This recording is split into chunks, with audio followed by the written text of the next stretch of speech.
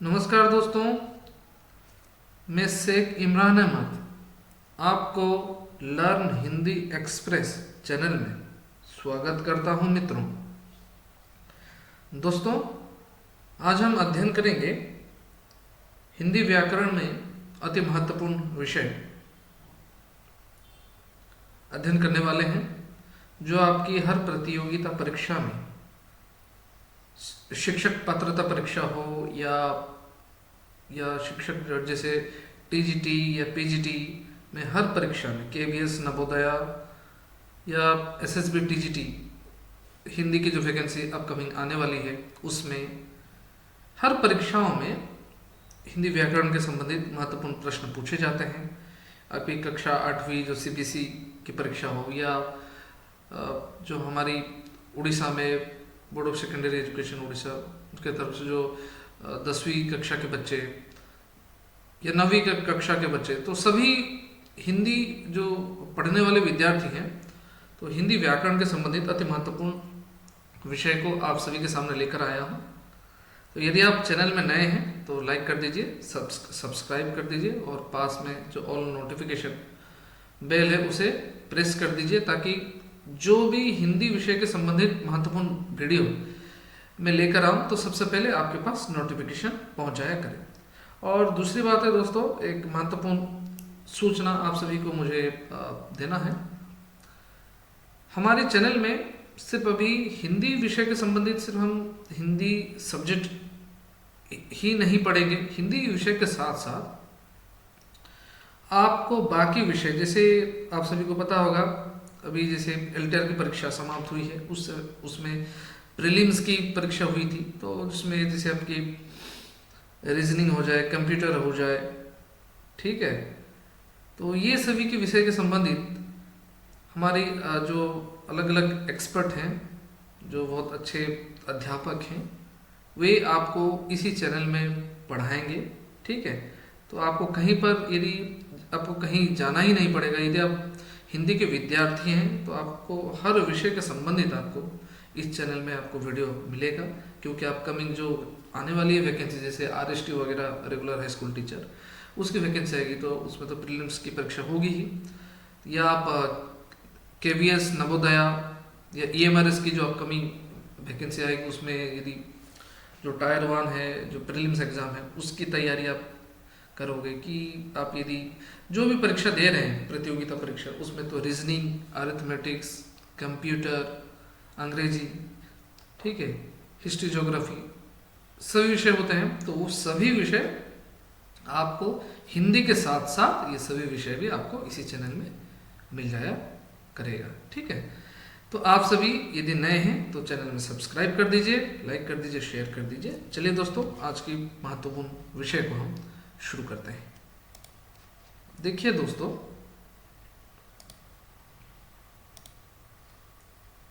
आप सभी आज जो हम अध्ययन करने वाले हैं हिंदी व्याकरण में अति महत्वपूर्ण विषय क्रिया। ये आपकी जो आने वाली वैकेंसी है, मतलब आने वाली जो मेंस परीक्षा है, जैसे केवी और ईएमआरएस की, क्योंकि केवी और ईएमआरएस की जो प्रीलिम्स परीक्षा है ये समाप्त हो चुकी है, जो मेंस की परीक्षा आने वाली है टायर 2 की परीक्षा, तो उसमें पीजीटी में तो क्रिया जो है ये अति महत्वपूर्ण विषय है। तो यदि जो भी तैयारी कर रहे हैं ध्यानपूर्वक देखिएगा, या अपकमिंग जो आप एसएसबी टीजीटी की वैकेंसी आ रही है उड़ीसा हाई स्कूल टीचर की, उसमें भी क्रिया व्याकरण अति महत्वपूर्ण है, तो ध्यानपूर्वक आप देखिएगा, समझने का प्रयास कीजिएगा। देखिए दोस्तों, क्रिया, सर्वप्रथम क्रिया की भेद, सकर्मक, अकर्मक, ये हम लोग यौगिक और परिणार्थक ये अध्ययन करेंगे, ठीक है। तो सर्वप्रथम देखिए, क्रिया है क्या?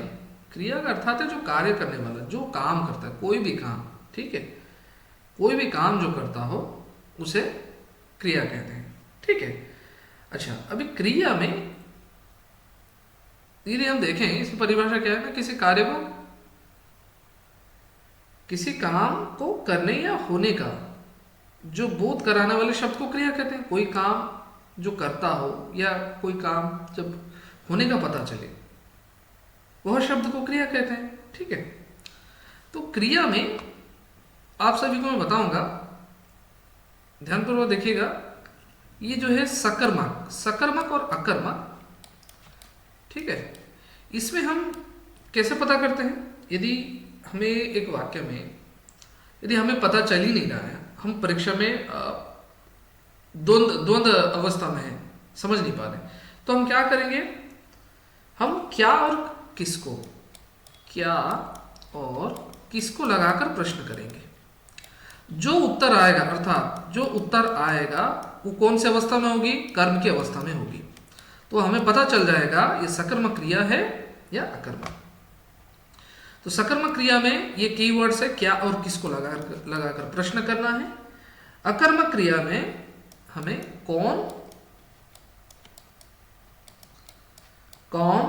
और किसे लगाकर प्रश्न करना है। यदि हमें उत्तर इसमें आया तो वो अकर्मक क्रिया होगा ही नहीं, यदि हमें उत्तर नहीं आया तो अकर्मक क्रिया। जैसे मैं एक उदाहरण आप सभी के सामने प्रस्तुत करना चाहता हूं। जैसे सर्वप्रथम सकर्मक क्रिया, सकर्मक क्रिया जो है इसको मैंने बताया क्या और किसको लगाकर आपको प्रश्न करना है, ठीक है। तो क्या और किसको का अर्थ है, जैसे मैं बोलूंगा राम ने पत्र लिखा, हमें इसका कीवर्ड्स क्या प्रयोग करना है। क्या, राम ने क्या लिखा, उत्तर हमें सामने से क्या मिला? पत्र। यदि मैं बोलूंगा सीता सो रही है, तो इसमें मैं बोलूंगा सीता क्या सो रही है, उत्तर मिल रहा है, मिल ही नहीं रहा है, तो उसमें कर्म की अवस्था होगी? नहीं होगी। समझ में आया? मुझे उम्मीद है आप सबको समझ में चीजें आ रही होंगी।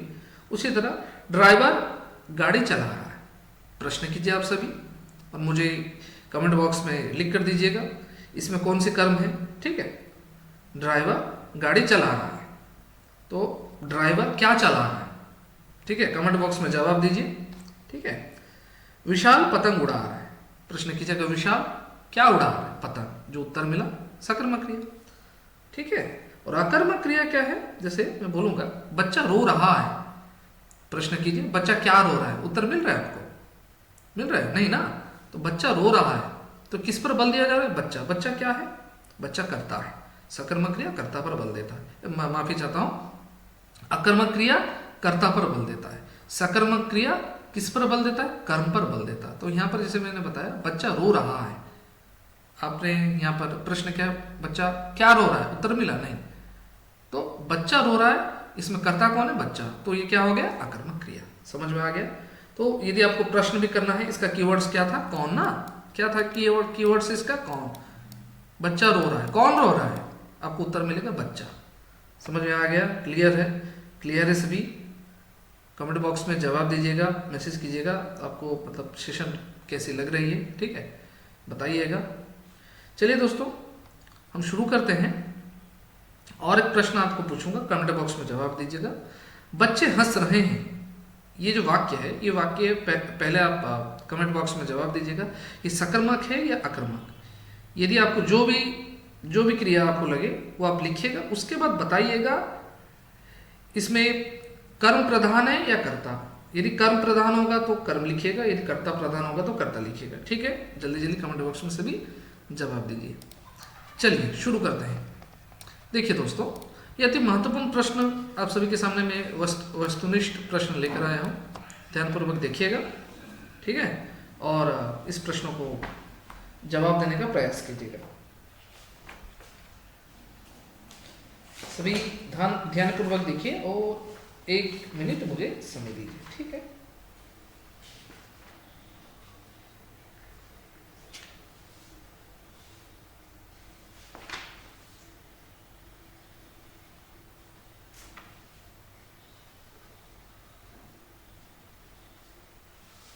देखिए दोस्तों, यहां पर यदि हम देखें, सर्वप्रथम प्रश्न क्या पूछे गए हैं? 2 कर्म वाली क्रिया है, 2 कर्म वाली क्रिया क्या बताइए, कमेंट कीजिएगा। क्रिया है या द्विकर्मक है या अवकाश बोधक है या एक कर्मक है। 2 कर्म वाली क्रिया को हम क्या कहते हैं? 2 कर्म वाली क्रिया को हम, इसका उत्तर है द्विकर्मक क्रिया कहते हैं। दूसरा है मोहन खाना खाकर स्कूल गया, इसमें पूर्वकालिक क्रिया है। कौन सी है पूर्वकालिक क्रिया?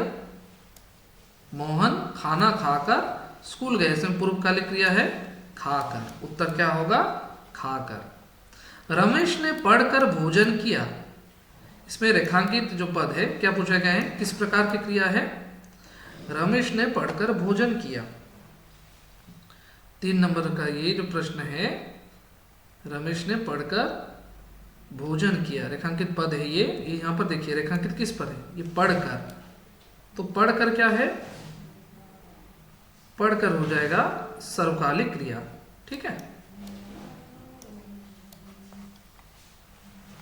उसके बाद देखिए मुख्य क्रिया के रूप में अर्थ को स्पष्ट वह पूरा करने में सहायक होती है, उसे क्या कहते हैं।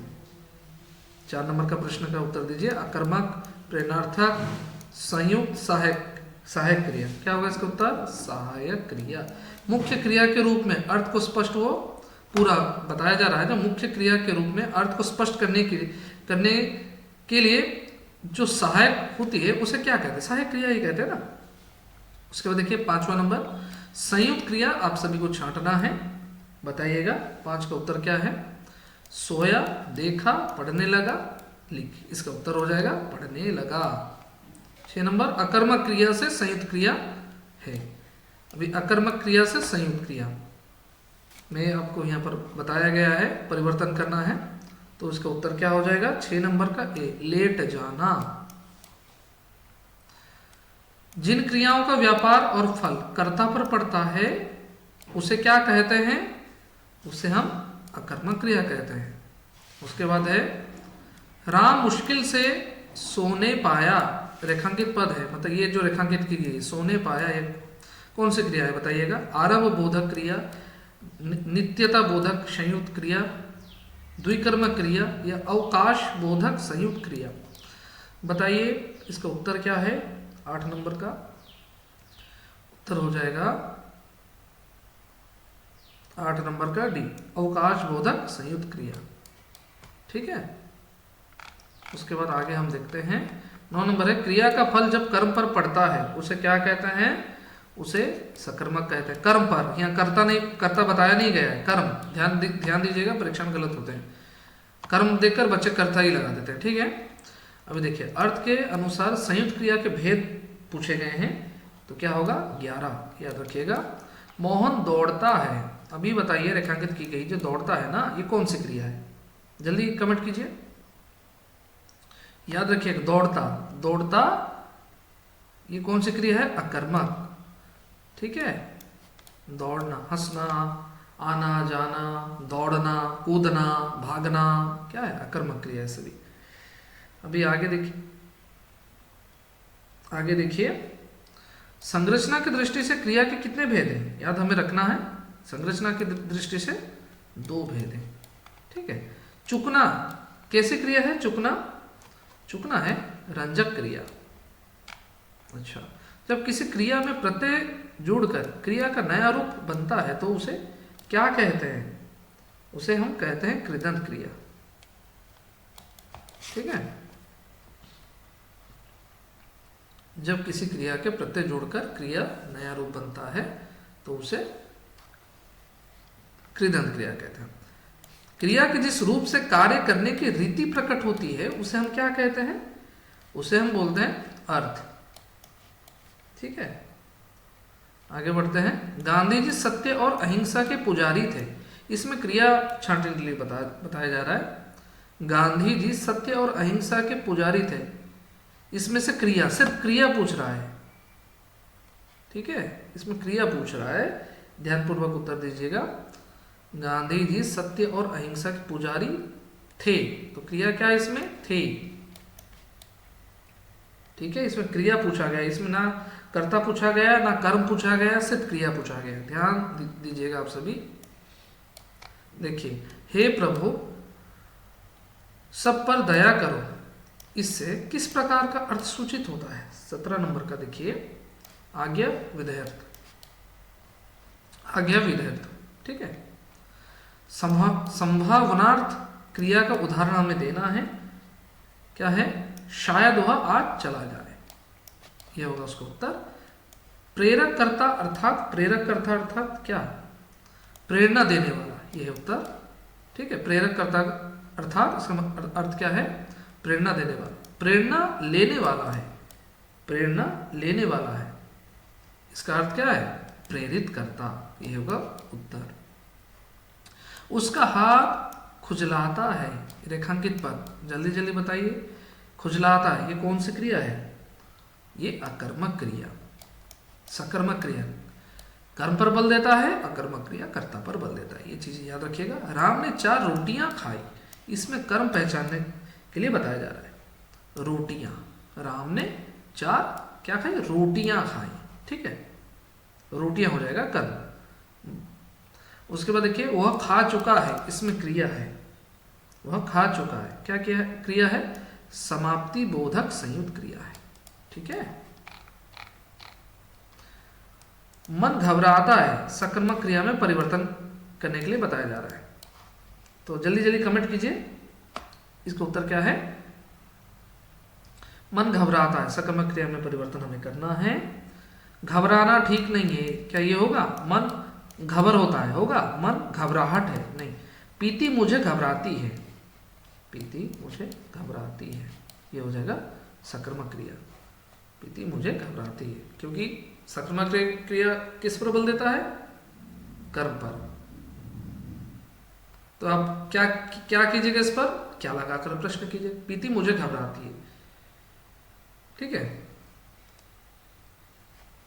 आगे, बूंद बूंद से घड़ा डैश है, इस पे बताया गया है, अभी बताइए क्या होगा इसका उत्तर, भरता है। क्रिया का मूल रूप को क्या कहते हैं, अति महत्वपूर्ण प्रश्न परीक्षा में पूछे ही जाते हैं, धातु कहते हैं, याद रखिएगा।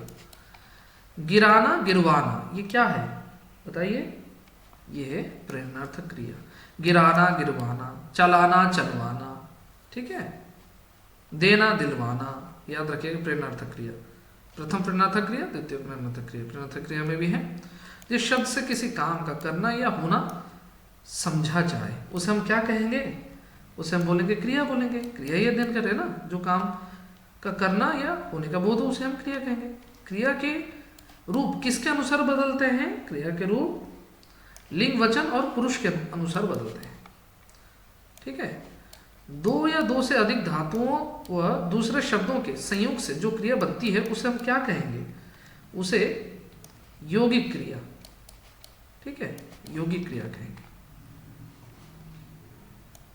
उसके बाद देखिए, जो धातु संज्ञा या विशेषण से बनती है, एक मिनट रुकिए, जो धातु संज्ञा या विशेषण से बनती है उसे क्या कहते हैं हम, उसे हम बोलते हैं क्या, जल्दी बताइए। जो धातु संज्ञा विशेषण से बनती है उसे हम कहेंगे नाम धातु, याद रखिएगा नाम धातु क्रिया। 32 नंबर है, जीना का द्वितीय प्रेरणार्थक रूप है, ऊपर मैंने ही आपको हिंट्स दे दिया था, जल्दी बताइए जीना का द्वितीय प्रेरणार्थक रूप क्या होगा। 32 नंबर का उत्तर क्या है, जीना, जल्दी बताइए। जीना का प्रथम प्रेरणार्थक क्रिया और द्वितीय प्रेरणार्थक क्रिया दोनों बताइए। जीना का यहां पर होगा जिलाना, कमेंट कीजिए, ठीक है, कमेंट आप कीजिएगा। जीना का 2 मुझे आपको बताना है, आप बताइए जीना का 2 प्रेरणार्थक रूप आप लिखिएगा कमेंट बॉक्स में। तो यहां पर मैंने आपको एक बता दिया, आपको यहां पर जीना का द्वितीय प्रेरणार्थक रूप क्या होगा। मैं देखता हूं आप कंफ्यूज होते हैं या करेक्ट देते हैं, क्योंकि मैं आपको हिंट्स और दे रहा हूं। द्वितीय लिखा गया है तो यहां पर द्वितीय प्रेरणार्थक क्रिया जिलाना है, तो प्रथम क्या होगा, प्रथम क्या होगा बताइएगा। प्रथम भी इसी के अंदर ही है, इसी को देखकर दोबारा आप लिख सकते हैं प्रथम कौन सा है। ठीक है, मैं देखना चाहता हूं कुछ बच्चे ये जिलवाना ना या जिलन क्या उत्तर दे रहे हैं, या इसके अंदर है प्रथम प्रेरणार्थक क्रिया, जल्दी बताइए। ठीक है, रचना की दृष्टि से क्रिया के भेद पूछे गए हैं, तो क्या होगा, रचना की दृष्टि से क्रिया के भेद है सकर्मक क्रिया और अकर्मक क्रिया। ठीक है, यदि कर्म के आधार पर क्रिया के भेद यदि हमें पूछेगा, कर्म के आधार पर, हमारे उड़ीसा स्टेट बोर्ड में कर्म के आधार पर आप देखोगे, सीबीएसई बोर्ड में आप सकर्मक क्रिया अकर्मक क्रिया बताया जाता है, और स्टेट बोर्ड में बताया जाता है कर्म के आधार पर सकर्मक क्रिया, अकर्मक क्रिया, द्विकर्मक क्रिया। ठीक है, तो सेंट्रल में परीक्षा में यदि पूछे तो कर्म के आधार पर 2 क्रिया है, सकर्मक क्रिया, अकर्मक क्रिया लिखिएगा। ठीक है, स्टेट बोर्ड में उड़ीसा स्टेट बोर्ड है हमारी, तो कर्म के आधार पर 3 क्रिया बताया गया है। ठीक है, सकर्मक क्रिया, अकर्मक क्रिया और द्विकर्मक क्रिया। तो बच्चों, मुझे उम्मीद है आज के महत्वपूर्ण विषय को आप सभी को समझ में आई होगी, आप सभी ने क्रिया समझा होगा। तो यदि आपको कुछ डाउट है आप कमेंट बॉक्स में पूछ सकते हैं, और ज़्यादा से ज़्यादा सभी दोस्तों को शेयर कर दीजिए। आप ही का चैनल लर्न हिंदी एक्सप्रेस है, अभी रोजाना प्रतिदिन आपको वीडियो मिलेंगे। अध्ययन करते रहिए, पढ़ते रहिए, निरंतर अपने लक्ष्य के और आगे बढ़ते रहिए। फिर मिलते हैं एक नए विषय के साथ, नए टॉपिक्स के साथ। हिंदी में अति महत्वपूर्ण विषय लेकर मैं आऊँगा। धन्यवाद। जय हिंद, जय भारत, वंदे मातरम।